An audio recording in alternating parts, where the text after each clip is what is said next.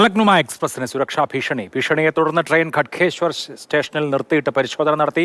തീവ്രവാദികളുടേതെന്ന പേരിൽ റെയിൽവേ സ്റ്റേഷനിലേക്ക് phone call വന്നതിനെ തുടർന്നാണ് പരിശോധന. പ്രാഥമികമായി പരിശോധന നടത്തിയതിൽ നിന്ന് ഒന്നും കണ്ടെത്താൻ കഴിഞ്ഞിട്ടില്ല. കെ ബി ശ്രീധരൻ വിവരങ്ങളുമായി. ശ്രീധരൻ, എന്തെങ്കിലും സൂചനകൾ ഇതുമായി ബന്ധപ്പെട്ടുണ്ടോ? ആരാണ് ഈ ഫോൺ അലർട്ട് നൽകിയതെന്നതിനെ കുറിച്ച് പരിശോധിക്കുന്നുണ്ടോ?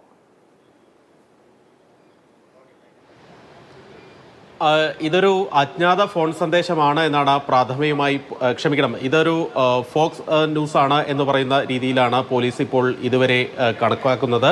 ഏതായാലും ഹൗറയിൽ നിന്ന് സെക്കന്ദരാബാദിലേക്കുള്ള ഫലക്നുമ എക്സ്പ്രസിനാണ് ഇത്തരത്തിലൊരു തീവ്രവാദികളുടെ ഭീഷണി വന്നിരുന്നത്.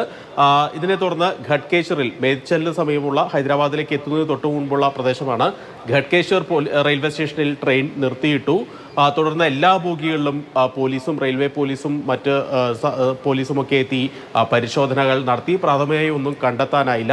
കനത്ത മഴ അല്പനേരം ഈ പരിശോധനയൊക്കെ ബാധിച്ചുവെങ്കിലും പിന്നീട് ഈ ഒന്നും കണ്ടെത്താത്തതിനെ തുടർന്ന് പോലീസ് ഈ ട്രെയിൻ പോകാൻ അനുവദിക്കുകയായിരുന്നു. നിലവിൽ ട്രെയിൻ സെക്കന്ദരാബാദിൽ എത്തിയെന്നാണ് മനസ്സിലാക്കുന്നത്.